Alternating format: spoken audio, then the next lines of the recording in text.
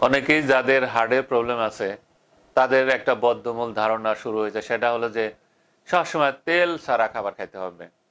আমাদের খাদ্যের মধ্যে সব ধরনের উপাদান, যেমন কার্বোহাইড্রেট, প্রোটিন, ফ্যাট, এই তিনটা খাদ্য যদি সমন্বয় না ঘটে তাহলে কিন্তু আমাদের দেহের রক্তনালীগুলো এবং মাংসপেশিগুলো ঠিকমতো কাজ করবে না।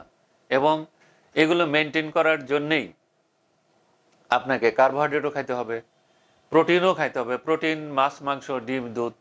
তারপরে মনে করেন যে ফ্যাট, ফ্যাট একটা অংশ যেটা না খাইলে পরে অনেকে বলে যে হ্যাঁ তেল না খাইলে তো ওই ফ্যাটি জিনিসটা আসতেছে না। তেলও খাইতে হবে, সব কিছু খাইতে হবে, সেটা হলো পরিমাণ মতো। আবার অনেকে আছে যে ডিম খাইতে তার কুসুম খায় না। ডিম বলতে হবে যে একটা সুষম খাবার, এবং বাংলাদেশের অনেক কম টাকায় আনাচে কানাচে ডিম পাওয়া যায়।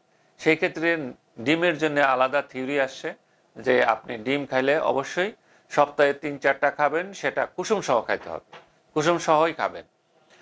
অনেকে তেলের ব্যাপারে বলে স্যার আমি কি সরষের তেল খাবো, না সয়াবিন তেল খাবো, নাকি অন্য কোনো তেল খাবো?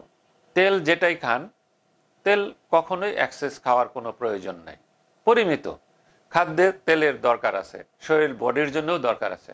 তাই তেল নিয়ে কখনোই একটা ভ্রান্ত ধারণা নেওয়া ঠিক না। অনেকে আছেন যে তার ওজন অনেক কমে ফেলে। ওজন যদি বেশি কমে ফেলেন তা আপনার বডি মাসের অনুযায়ী আপনাকে এটা মেনটেন করতে হবে।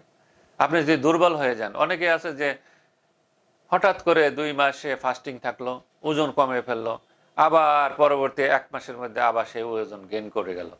এই জন্যে সবসময় আপনি পরিমিত খাবার খাবেন, প্রতিদিন কমপক্ষে 40 মিনিট হাঁটবেন, এবং এখন ইদানিং যেটা আছে সবাই মিলে কিন্তু ইয়োগা করতে পারেন।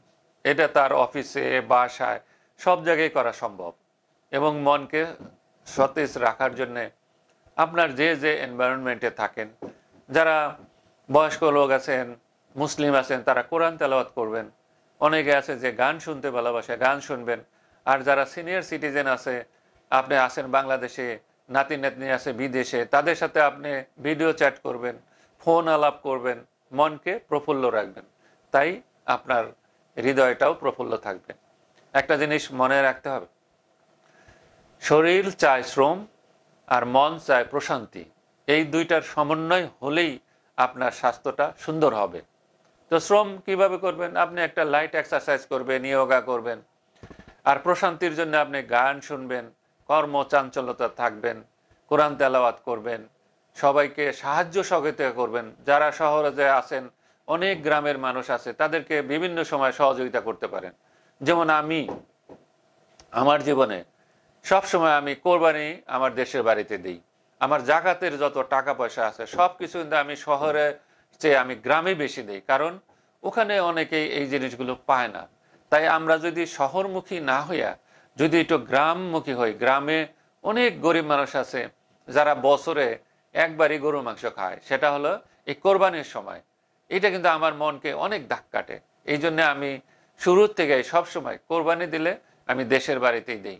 এবং ওই সবার সাথে কোরবানির মাংস বিলি করার যে একটা মজা, সেটা যে দেখছে সেই এটা অনুধাবন করতে পারে। অনেকে বলে কিন্তু এটা প্রকাশ করা যাবে না। তাই আমি বলবো, আপনার মনের প্রশান্তির জন্যে আপনি সবাইকে বিভিন্ন সময় সহযোগিতা করেন, তাহলে দেখবেন যে আপনার মনও ভালো থাকবে, স্বাস্থ্যও ভালো থাকবে, হার্টও ভালো থাকবে। আপনি অনেকদিন দীর্ঘস্থায়ী দীর্ঘ জীবন লাভ করবেন। খোদা হাফেজ।